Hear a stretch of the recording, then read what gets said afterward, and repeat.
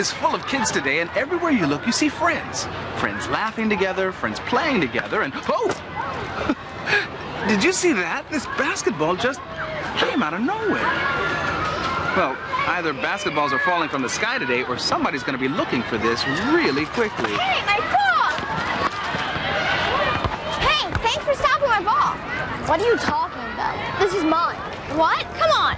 My ball had bounced in here, and it looks just like that. And you're trying to tell me that's not it? Yeah, maybe it bounced somewhere, but this isn't it. Oh, yeah, come on, give it. Back off. It's not yours. Give it. Come on. It's mine.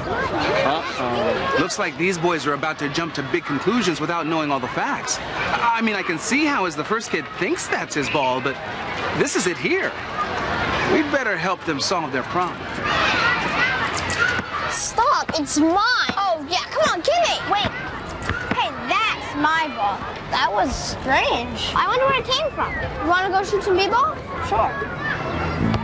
That was close.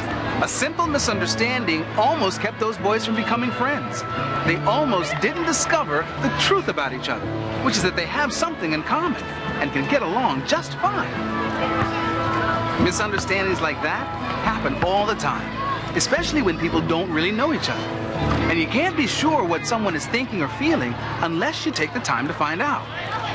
That's what this boy discovers when a new kid moves into his neighborhood and their relationship gets off to a rocky start. Their story is served up in Enemy Pie. Enemy Pie. Written by Derek Munson. Illustrated by Tara Callahan King. Read by Ed Harris. It should have been a perfect summer. My dad helped me build a treehouse in our backyard. And I was on the best baseball team in town. It was all good until Jeremy Ross moved into the neighborhood. I did not like Jeremy Ross. He laughed at me when he struck me out in a baseball game. He had a party on his trampoline, and I wasn't even invited. Jeremy Ross was the one and only person on my enemy list. I hung it up in my treehouse where Jeremy Ross was not allowed to go. Dad understood stuff like enemies. He told me that when he was my age, he had enemies too. But he knew of a way to get rid of them. Enemy pie, he said.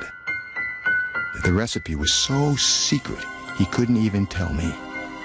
I will tell you this, he said. Enemy pie is the fastest known way to get rid of enemies. What kinds of things, disgusting things, would I put into a pie for an enemy? I brought Dad some weeds from the garden, but he just shook his head. I brought him earthworms and rocks, but he didn't think he'd need those. I gave him the gum I'd been chewing on all morning. He gave it right back to me. I went out to play, but when I was in the backyard looking for ladybugs, I smelled something really, really, really good. Enemy pie shouldn't smell this good. If enemy pie smelled bad, your enemy would never eat it, he said. But still, I wasn't really sure how this enemy pie worked. What exactly did it do to enemies? Maybe it made their hair fall out, or their breath stinky. Maybe it made bullies cry. While the pie cooled, Dad filled me in on my job. There is one part of enemy pie that I can't do. In order for it to work, you need to spend a day with your enemy. Even worse, you have to be nice to him. It's not easy, but that's the only way that enemy pie can work. I rode my bike to his house and knocked on the door. When Jeremy opened the door, he seemed surprised. He stood on the other side of the screen door and looked at me. "Can you play?" I asked. "I'll go ask my mom," he said. He came back with his shoes in his hand. We rode bikes for a while, and Jeremy's mom made us lunch, and after lunch we went over to my house. The first thing Jeremy noticed was my tree house. My tree house was my treehouse. I was the boss. Can we go in it? He asked. I knew he was going to ask me that. But he was the top person, the only person on my enemy list. And enemies aren't allowed in my treehouse. But he wasn't being a very good enemy. Okay, I said. But hold on. I climbed up ahead of him and tore the enemy list off the wall. I had a checkerboard and some cards in the treehouse, and we played games until my dad called us down for dinner. Time for dinner, boys. I was beginning to think that maybe we should just forget about enemy pie. But sure enough, after dinner, Dad brought out the pie.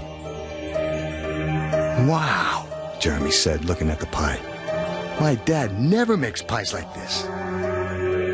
It was at this point that I panicked. I didn't want Jeremy to eat enemy pie. He was my friend. I couldn't let him eat it. Jeremy, don't eat it. It's bad pie.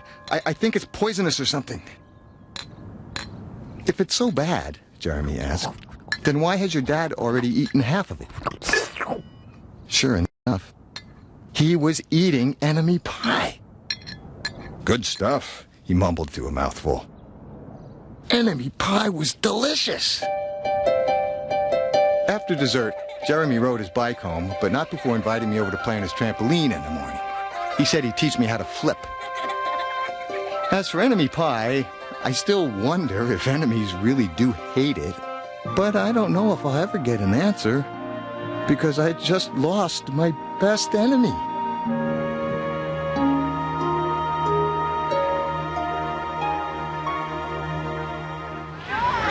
Thanks to a very clever recipe, the boy in the book discovered that Jeremy was not his enemy after all.